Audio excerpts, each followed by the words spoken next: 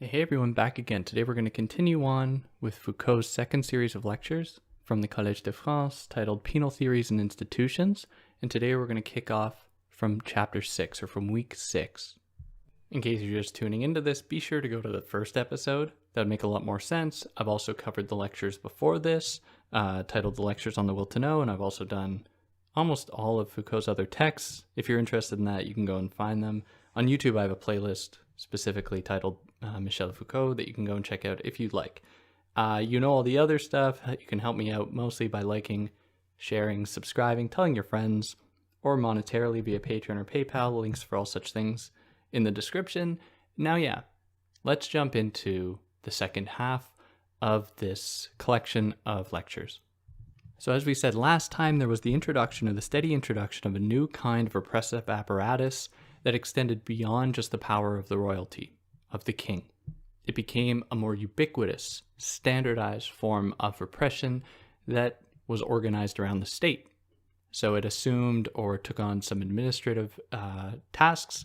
It assumed some administrative qualities in order to better maintain the population, to make it so that the state could collect tax from them, but also to maintain order for other reasons that order is useful. So state repression was coherent in breaking old alliances that might have existed under feudalism, so like between peasants and artisans, for example, or between feudal lords and parliament, because parliament was just representing the value of the landowners, the feudal lords, who owned all the land and who rented out their land to people who would work on it and give the feudal lords some of what they were able to earn from the land that they work on. Now, state repression broke these old alliances to establish a single privileged group that commanded that repression.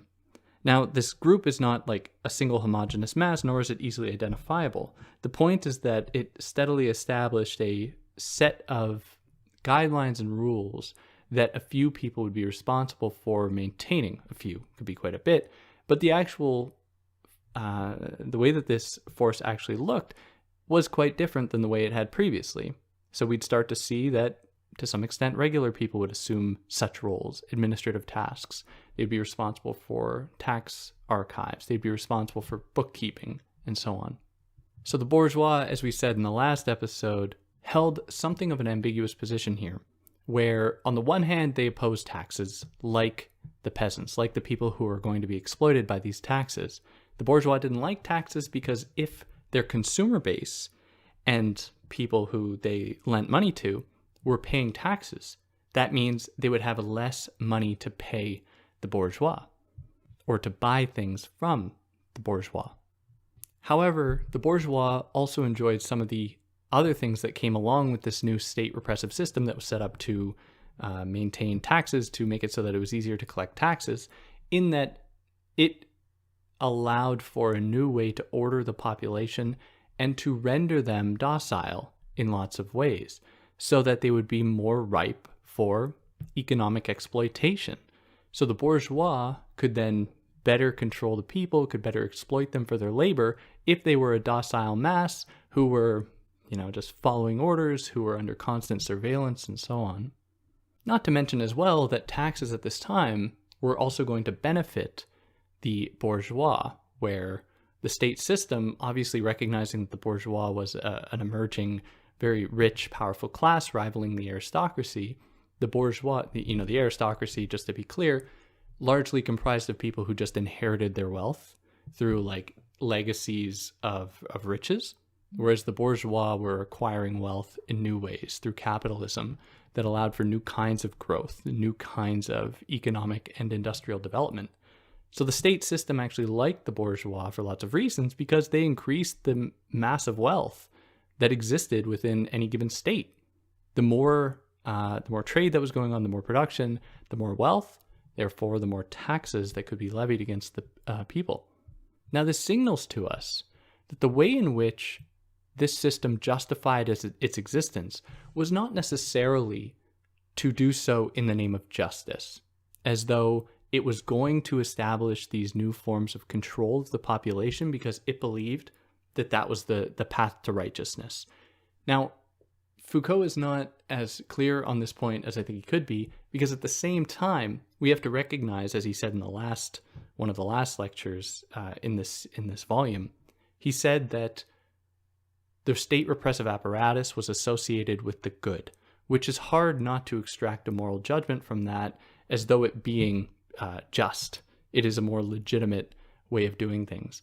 But in any case, he highlights here that beyond that, this system simply sought to represent certain interests. It sought to represent the interests of the bourgeois, of a new administrative class that was emerging, of royal power that was still lingering, and so on. So it would also draw upon old forms of control. It wasn't all totally new with this new administrative body. It also drew upon the military, which obviously extends much earlier, and justice systems. So all of the powerful people in that society, and we're still talking about 16th, 17th century France here, in that society began to align their interests in ways that would co-opt, take advantage of these changing forms of control, of state repression in order to benefit from it. So we see a harmony here between tax and rent, whereas I just mentioned, there should be a conflict between the two, between those who collect taxes and those who collect rent. Because if you're a landlord, you want your tenants to have as much disposable income so that you could charge them more for rent. But here we see, instead of that kind of conflict between tax and rent, we see a new kind of harmony emerging. Now, they could rely on each other in certain ways, as I've already laid out. And this flies in the face with a lot of earliest political economists like Adam Smith, David Ricardo, who saw that there was a natural conflict between tax and rent. Foucault identifies that there are ways in which they work together very well, in that they both piggyback on an ordering system that is, the bourgeois relies on government authority, government military, because the bourgeois is not going to spend all the money on that. And they can use that not necessarily to earn them immediate money in the form of capital and rent, profits, anything like that, but instead they are playing more of a long game here of subordinating an entire population into being ripe for exploitative labor. So while they might make less profit in the short term, because some of the possible profit they're making is going to be paid in taxes and their consumer base is going to have less disposable income, it's going to be better for them in the long run if the population is not about to overthrow them. It's going to, keep them at bay. So the state will employ a number of different strategies to try and maintain order. It will hire revolutionaries in some ways to work in government, to work in the system in order to make it so that they won't participate in any kind of insurgent movement. It will just imprison them. It will confine them. It will extradite them, ostracize them, and all of this. And it would do this through an emerging new administrative kind of control apparatus that is the police, which, as we mentioned last time, is more cost efficient than the military, requires less training, and can be more ubiquitous, more present. Just, you see police officers all the time. And also, of course, we'd see the prison emerge. And it's important to highlight that, capitalism, the emergence of capitalism, these new kinds of control, there's no coincidence that they merged alongside one another. Many of the logics that motivated this new kind of repression to emerge comes before capitalism. But in any case, there's no coincidence that they emerge together in that they work quite harmoniously together, just like tax and rent work very well together. Which is interesting just for me for a number of reasons. And if anyone's familiar with Adam Smith, you would know that one of the central tenets of the capitalist economy for Adam Smith is that it allows for freedom for Adam Smith. Workers can do whatever they want. They can, as long as they're making money, they can move wherever they want. But what we don't see in Adam Smith is an acknowledgement of a new kind of ordering and a new kind of repression that had to come in order to make sure that there were limits and safeguards on the freedom that people were ostensibly going to have in this new economy. But in any case, that's maybe a larger discussion for another time. So this puts us here into week 7. So initially, this is probably the shortest chapter, actually. Initially, the repressive system responds to popular struggles like revolts. When he uses the term popular, he's talking about everyday people, what they're engaged in. Popular knowledge being knowledge, everyday knowledge of the population. So the repressive system would respond to popular struggles like revolts. Only later would it start to respond to new kinds of undesirables in the form of criminals or delinquents. So in its infancy, this new state repressive system wasn't responding to kinds of like aberrations within the social body in the form of deviant people or people who have deviated from the norm. It was responding to mostly like armed violence that had to be stifled, had to be shut down. And it was only with time that could some qualities, could some attributes, could some actions that weren't like immediately violent protests or violent revolutionary sentiment, could these other forms of actions be associated with bad, be associated with evil, and could then assume different qualities.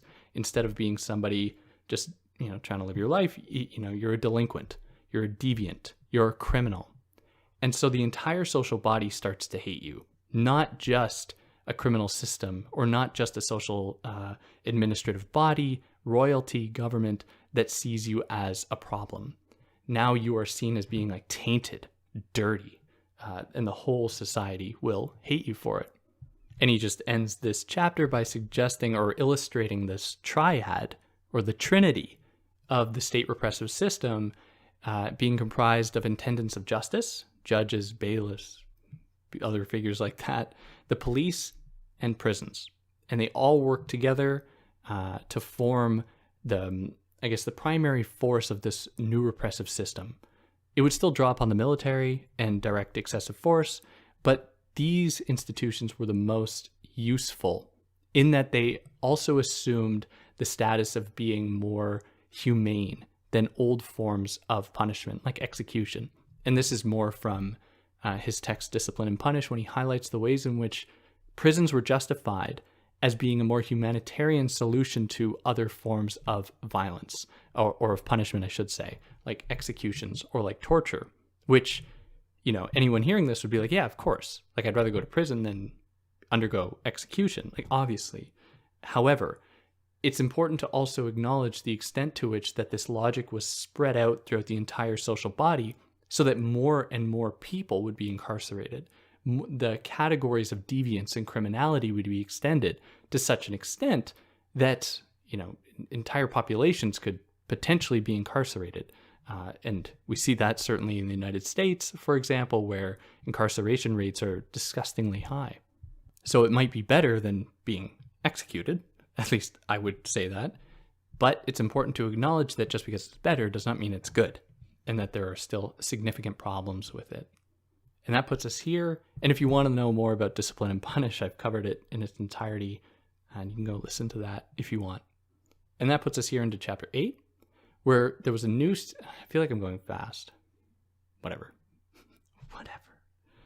So there was a new system that was distinct, obviously, from the old feudal one. And this, there are a few different characteristics here.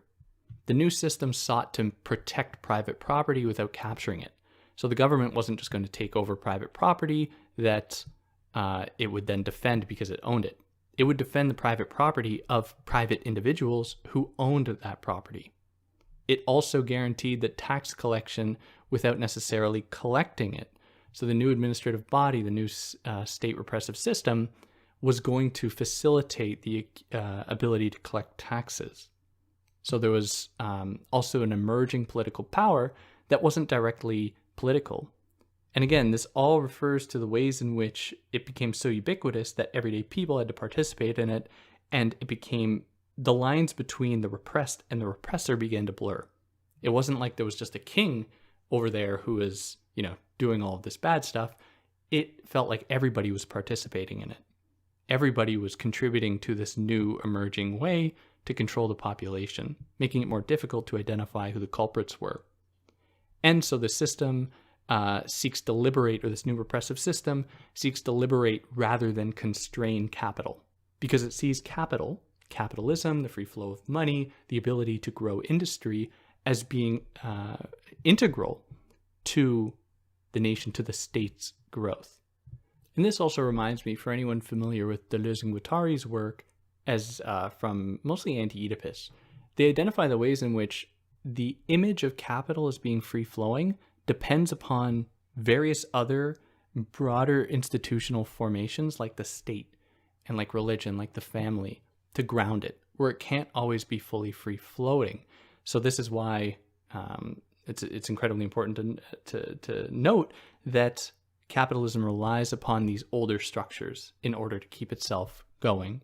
So this broad shift affected so many different people, so many different classes at this time. You know, parliament, royalty, the aristocracy, peasants, bourgeois, artisans, you know, small petit bourgeois. Like, it affected so many different people, and they all, it's not as though they all recognized at the time how it was going to work in their favor.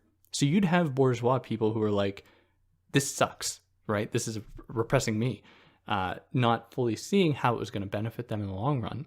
So these different classes and all the individuals within it probably had different views of how this system was going to unfold and how penality should be conducted. And so there were, you know, differing forms of literature or literature that was emerging around it, and in terms of fiction and nonfiction, to try to understand these new forms of penality, which Foucault just suggests that there were all these forms. He doesn't go into great detail about it. I guess you'd get more, I don't know if he actually mentions any literature and discipline and punish. He might, I'm just, in any case, the point being that all of these forces, while we know now that many of them were actually aligned, were didn't necessarily agree with that. They didn't necessarily believe that. And so they all brought their own view to the table and had different ideas about what was going on. Okay, so I mentioned earlier that these logics of this new repressive system can be traced earlier than 16th, 17th century France. And here he goes into a little bit of a history.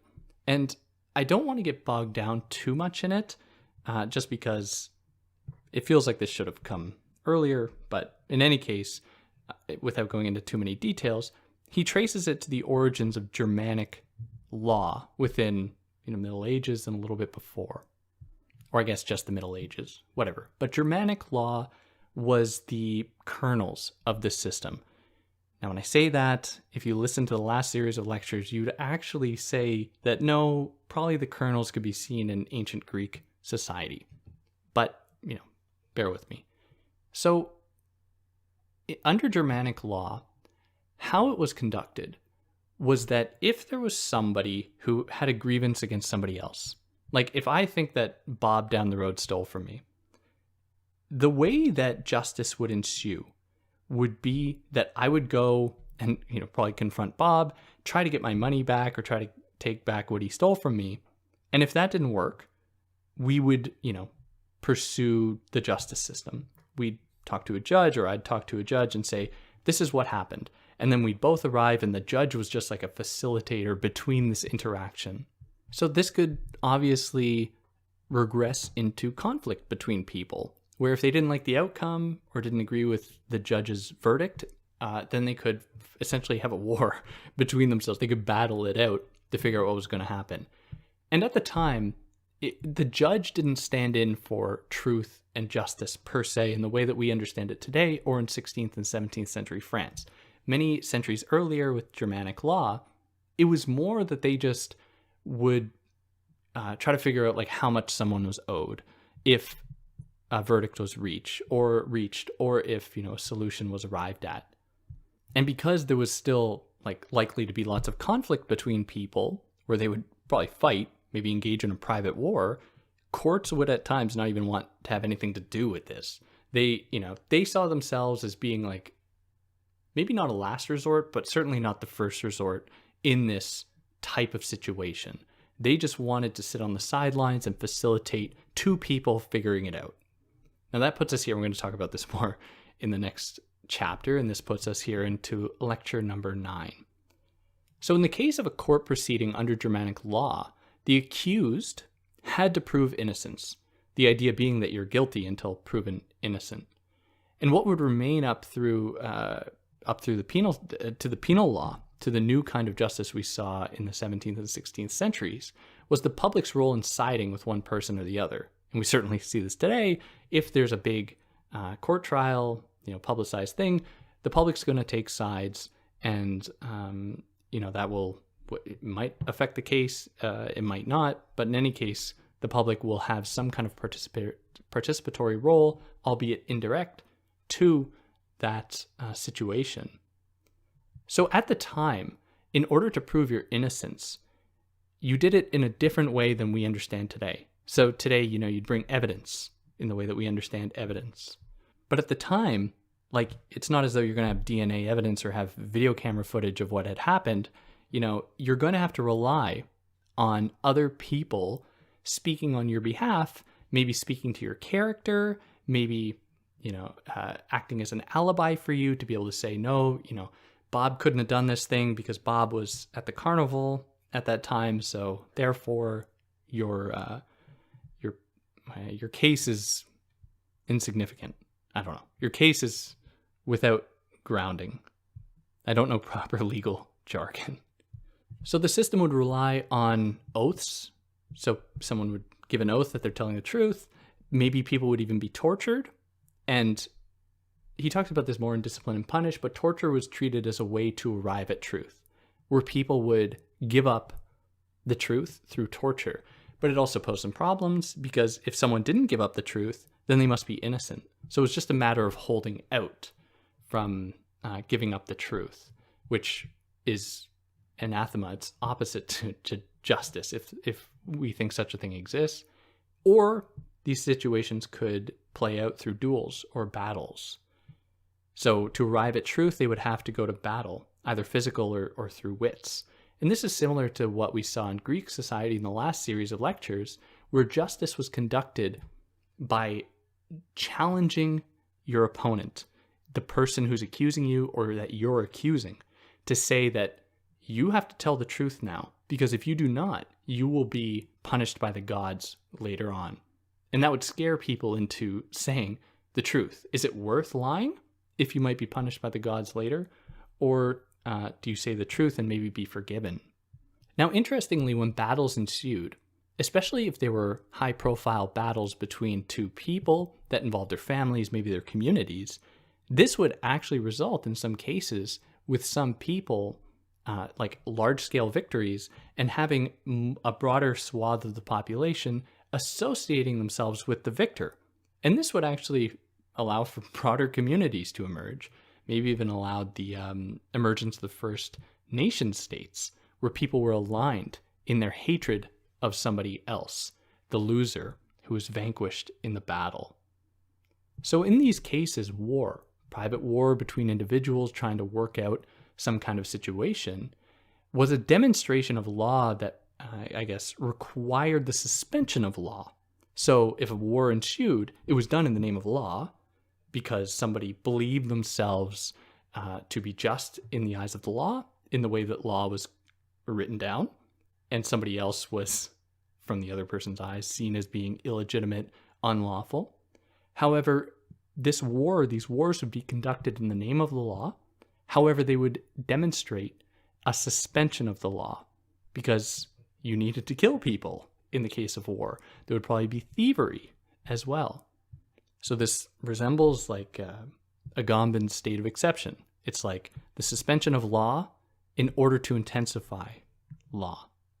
Now, the resolution of battle or the court proceeding would often mean one side would owe the other person money. And it would be, like I said earlier, perhaps the judge's job to determine how much money. How much is the person owed for what's happened? So at this stage, justice was primarily responsible for handling wealth, appropriating it, distributing it where it needed to go.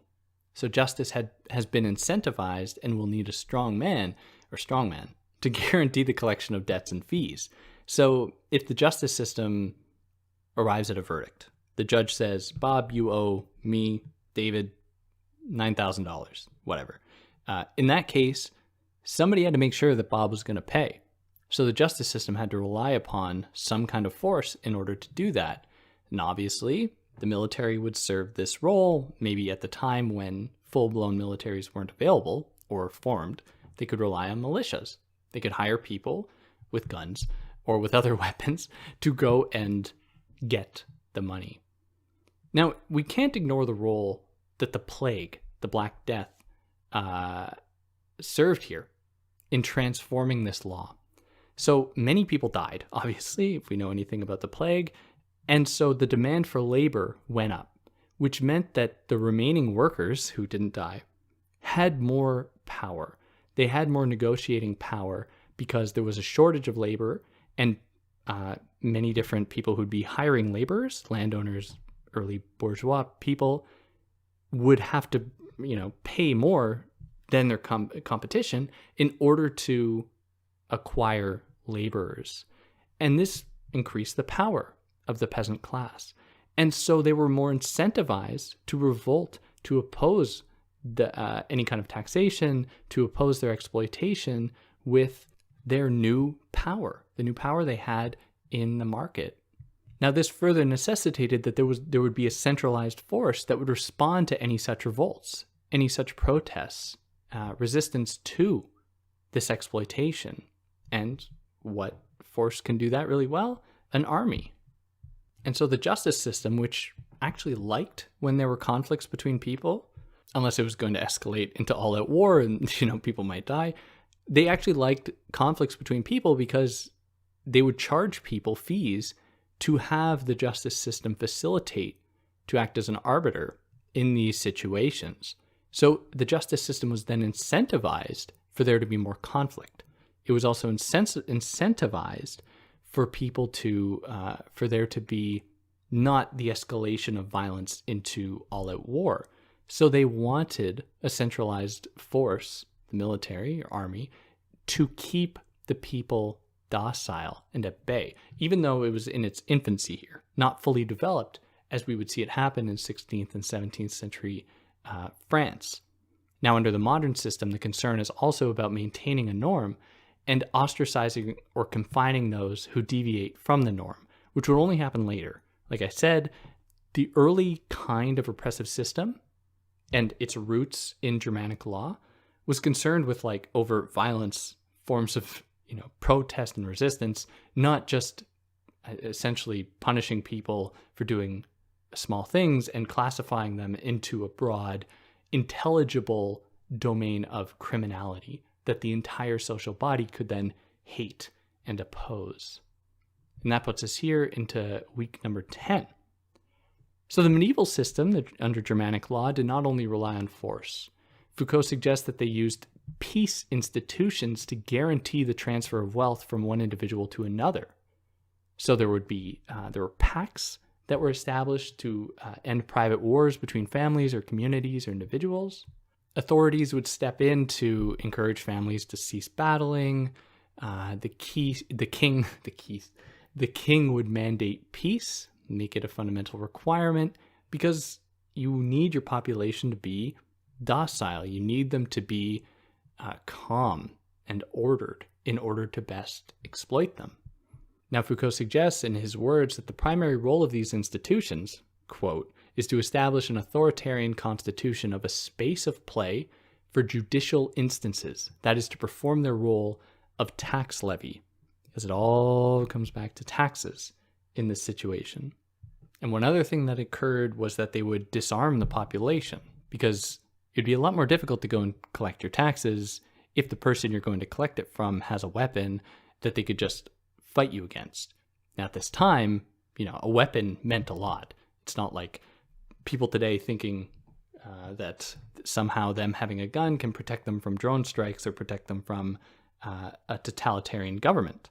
Not to say that people should just back down, just say yes to all kinds of repression, but at this time, having a weapon was a lot more significant than it is now. And so to disarm the population at the time was a radical way to make sure that the people were not going to have any means to defend themselves if the state just knocked at their door. And additionally, mercenaries would largely be hired to kill people, to make sure that people who were unruly were dealt with, and to offer protection for an emerging rich people class, and government officials who are going to essentially stand in for the state for the king's power to collect taxes or to do other things. Now, eventually this crystallized into the centralized force for a new repressive state system. And that's just kind of something of the history here, I guess. Oh no, we're going to talk about a little bit more as we go on here. So that puts us here into week number 11, where justice stepped in, or he says that justice stepped in to manage these private wars, as we've already said, and to profit off of conflict in the name of peace, because they would collect fees from people using the justice system. Now, the body that was responsible to oversee justice would be Parliament at the time, which represented the king. So in this case, justice could then be associated with the king, because justice was overseen by Parliament, overseen by the king, so justice was then associated with the king's will. And if the king believes that he is guided by God, which he was in many instances, then so too must be justice that is guided by God. And if you use God as justification because you can't counter it, especially at the time, there wasn't necessarily counterpoints to this, then people could then associate, just naturally associate this emerging justice with being good, with being proper. Now, in all of this, the thing that Foucault does when he looks at events happening historically is not to say that they follow a strict, linear path. That is part of it. But he's also interested in identifying how there were these ruptures, these moments in which there were these decisions almost by individuals, not deliberately. They didn't know what was going to happen with their decisions, but how certain events would come to shape the ways in which history would unfold.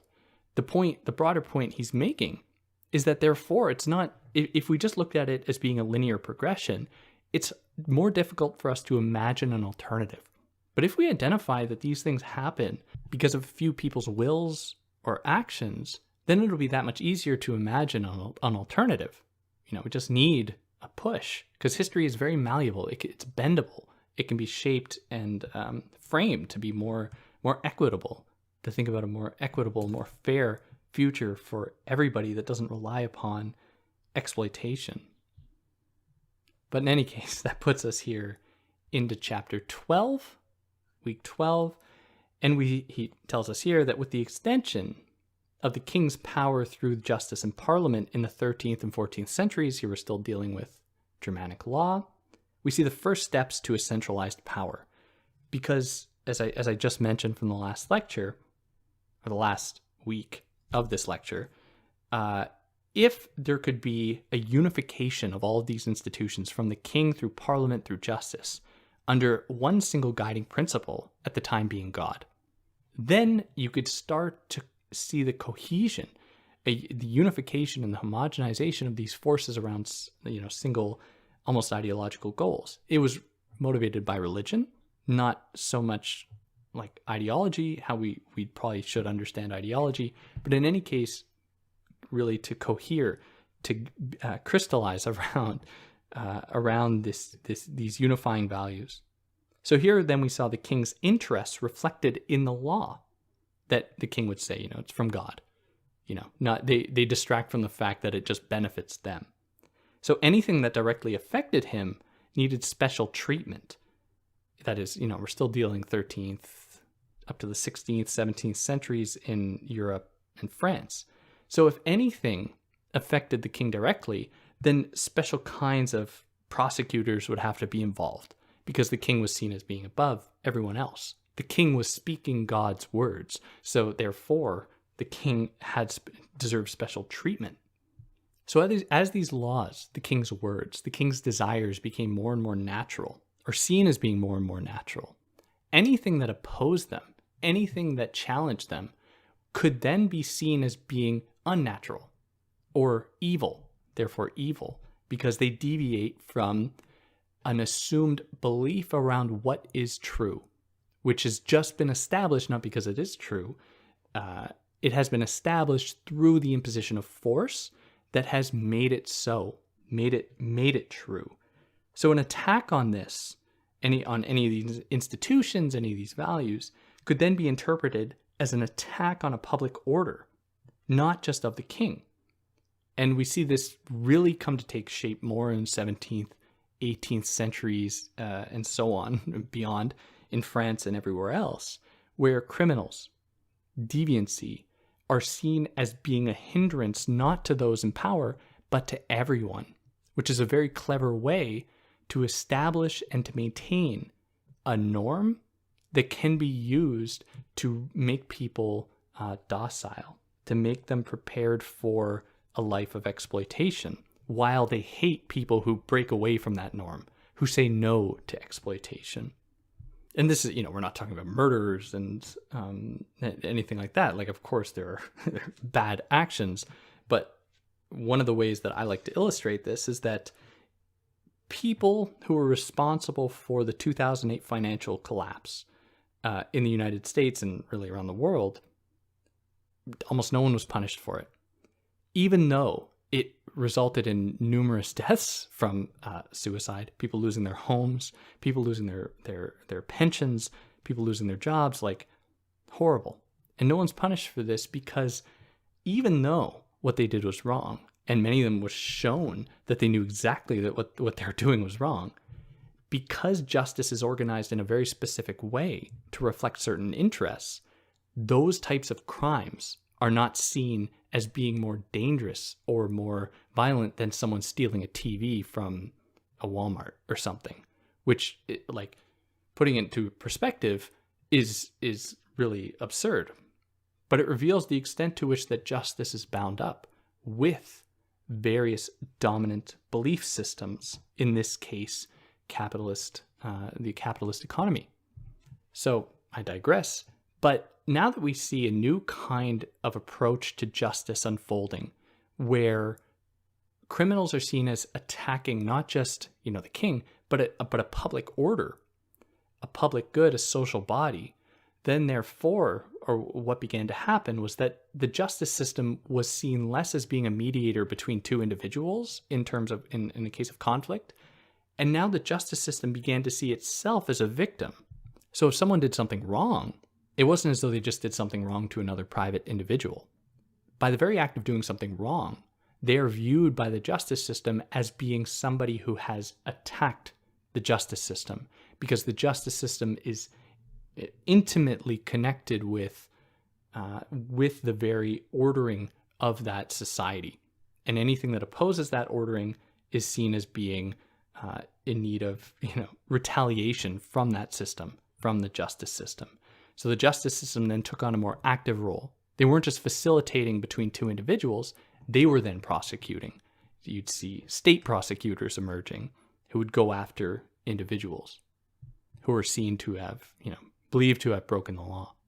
And then that puts us here into the final chapter, chapter 13, the final week. And in this week, there were many pages from Foucault's notes that were lost. So there are many incomplete sentences and stuff, but I'm going to do my best to give you all the information you need to understand what's going on here. So in this lecture, this last one, he takes a turn and thinks about more of the broader implications of these transformations in the way that law and the penal system was organized. So here he considers what he calls knowledge effects of this new penal justice. And he suggests that these are distinct from ideological operations. And I'll explain both, but just to be clear, he's identifying knowledge effects as being separate from ideological operations. Ideological operations for him refers to the set of processes by which penal practices and institutions are justified, explained, reworked, and inserted within systems of rationalization. Whereas knowledge effects refers to the carving out, the distribution and organization of what is given to be known in penal practice, the position and function of the subjects authorized to know, the form of knowledge, information, revelation, manifestation that is at stake here. And so when he's talking about knowledge effects, he's talking about a situation in which truth is introduced. So ideological operations is referring to how penal practices are justified. We say that, there's this need because all this crime is occurring, so we have to respond to this with, X, Y, Z means. Whereas the knowledge effects are referring to the specific ways in which a type of rationality entered this institution.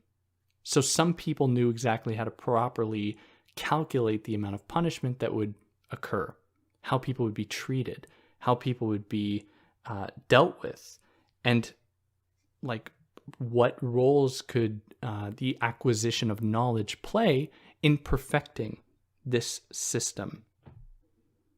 Now, whereas in the old justice system, knowledge effects would have referred to the way that two or more people were engaged in a test or an oath, like an oath duel. One says, I'm telling the truth, someone else, and they, how they try to accumulate as many oaths as they can to see who's telling the truth. In this system, or in that system, I should say, the old justice system under Germanic law, truth is only secondary. But in this new system, the new knowledge effects refers to a situation in which truth is primary. It's not about coming to the person who's more believable. It's about arriving at the truth, finding out what is true separate from what people say in court. So now we no longer, does a defendant simply struggle with their accuser by saying, just saying they're right. They are made intelligible in an apparatus of disciplinary action that classifies them and determines a sentence for them. So what he identifies in Discipline and Punish at this time was that punishment had to be written down so that it wasn't seen as being arbitrary, because if it was arbitrary or seen as being random, it would be hard to accrue to gain public support of that system, because it would be seen as being illegitimate for not being consistent. And to be consistent required an entirely new way of approaching justice as being associated with objectivity, not just of people's testimonies that entered another field of testimonies, or came in contact with other people's testimonies.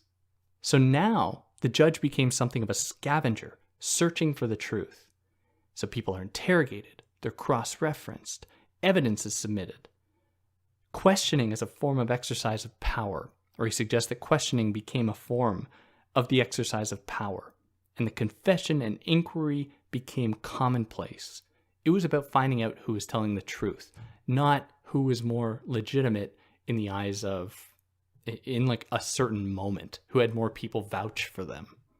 Now you might be hearing this and saying, well, yeah, that makes sense. I mean, we want to objectively validate and verify what people say if we can. We introduce evidence to find out what happened, what the truth was in this situation. However, Foucault's point is not to say that such a thing can ever exist, that there can be this objective truth that's just introduced into an exercise of justice or the penal system, but rather that truth is always going to be negotiated and always going to be under scrutiny. And even how many times within the criminal justice system today is evidence introduced that's just not believed, or is believed when it shouldn't have been because it was wrong, which isn't to say that it can't be perfected. But the point is that what can count as truth is always going to be subject to other ideological factors. And Foucault is just identifying the way in which this wasn't a total departure from the old form of justice, but in many ways a repackaging of it, where truth was just associated with being superior, as being objective, and therefore being more legitimate. And because of that, it allowed for little opportunities to question it, and the ways in which that truth actually reflects certain other dominant belief systems. It also doesn't engage with context, the motivation behind someone's actions, the ability to prove whether they did something intentfully. And so if anyone knows about anything about criminal justice now, there is so much negotiation that occurs between how the punishment should be. Both sides, their lawyers are going to negotiate this, what can be brought into evidence, because this needs to be negotiated. If something was procured, was acquired in a certain way, it might not be valuable, as it might not be legitimate as evidence, and so many other things. And every single time that there's a debate about this, we see these old forms of justice re-emerging, where it becomes a matter of oath-telling, becomes a matter of justifying these points, of just saying, I am legitimate because of XYZ reasons, which isn't to say that it's not different. It certainly is, but it draws upon many of these old structures and is not a total departure from it. So in contrast to the introduction, like I got to preface this. In the previous set of lectures, the lectures on the will to know, Foucault identifies that in Greece, there was the introduction of new ways to measure people's wealth, their property, and how much they owed to other people with the introduction of new forms of measurement. And at that time, that motivated a new formation of justice to emerge. And here he's identifying something similar. With the introduction of truth and an association of truth with being superior to all forms of other possible reasoning or other ways to arrive at a conclusion, justice also underwent a new change, where truth in this situation became a matter of searching for and extracting knowledge to find out what somebody knew, and to verify that, and to lend that knowledge legitimacy. And so here it is an example of power knowledge, which he says is true of Greek society when they introduced new kinds of measurement. But in any case, it's just important to identify that there are these powerful motivations behind this new kind of justice emerging, like the desire for order, which is occulted, which occulted means like hidden beneath these changes, where it's, people see objectivity. Of course, this is great. I mean, this is fantastic. And in lots of ways, of course it is. But it hides the other motivations behind this change, like a desire for ordering, to make people ripe for exploitation. It also hides what kinds of crimes can even be considered worthy of bringing to the courts, what kinds of evidence can be used. If somebody, like I said, in the 2008 market collapse, none of these people were really convicted except like one person or something. And in that case, that reveals the extent to which that it's not really a matter of truth, because in order to arrive at this point of truth, we have to first agree that something is worth prosecuting for. And in that case, like in the case of the 2008 financial collapse, that wasn't considered worth prosecuting for. So the distinction that he offers here, he just offers a kind of broad distinction between Greek society and what we saw in 16th, 17th century France, is that in Greek society, it was governed by the measure pedagogy system, introducing and teaching new ways of measuring people to know how much people owed, what people owned, and so on. Whereas this new system would be called or governed by an inquiry-based inquiry bureaucracy system that introduced a new administrative body concerned with this thing called truth, arriving at truth. And we see at this point as well the introduction of the role of the intellectual in participating in the search for truth, alongside the emergence of capitalism. Like I said, these things are all very much intertwined. And in this system, the people and their popular knowledge always oppose this knowledge of inquiry, this new emerging knowledge of this new state repressive system. So other institutions had to emerge to help to thwart, to oppose the formation of popular knowledge that would oppose these state-sanctioned knowledges. So schools would be put in place in order to homogenize people's knowledge bases, to make it so that they'd all learn the same things, and allow fewer and fewer opportunities to resist the system or resist what they believe to be unjust. So the possibility to extract knowledge reveals that there is a surplus knowledge, and he just ends with this point, and it's an interesting one, where if you imply that there's knowledge that can be learned, can be extracted, even though it doesn't leave the person you're extracting it from, it reveals that knowledge can be distributed, it can circulate, which implies for him a surplus knowledge. And with it is formed science, allows other kinds of disciplines to emerge, and it pushes the formation and constitution of power and wealth. How all of these knowledges work together, not necessarily for an objective truth or for society to arrive at objective truths, but in many ways to encourage the centralization of power and authority and wealth among a few people. Electric cars are very good business. Even though they are great for our world, we can't deny the fact that part of the reason they're allowed to exist is because they are very good business for some people, which isn't to bemoan electric cars. I think that we need a lot more of them, but it's also important to acknowledge the ways in which that they contribute to the centralization of power and wealth among a few. So to look at and this is really the last point, to look at these connections, how all of these things connect, what he calls epistemological matrices. How does knowledge connect with the accumulation of wealth? How does, using intellectuals to perfect the economy, to optimize the economy or industry, contribute to new forms of the accumulation of wealth? So seeing how all these things are connected, the epistemological matrices, to analyze them, I should say, is, in his words, to perform an archaeology and to analyze, therefore, knowledge power, how they intersect. So the surplus of knowledge always seeks to realize itself by carving out objects of study, subjects to study, and it analyzes them and tries to learn more about them to better control them, not necessarily to make the world a better place. Some people do that, of course, thank God, but largely the way that the system has been organized, has developed historically, has been to maintain power in the hands of a few. And the same can be done, this archaeology, to look at these epistemological matrices can be applied to anything, help us understand why prisons exist as they do now, why hospitals exist as they do now, and so on. And yeah, that'll wrap this up. If there's anything I excluded, I'd love to hear about it. Anything I got wrong, I'd love to hear about it. It's a difficult one to present because, like I said in the previous episode, it's all like bullet points. So it's hard to extract a coherent narrative and really follow what's going on. But I think I did okay. If you like what I did, you can like, share, subscribe, leave a review on a podcast platform. I like reading them. And tell your friends. They might like it. On that note, take care.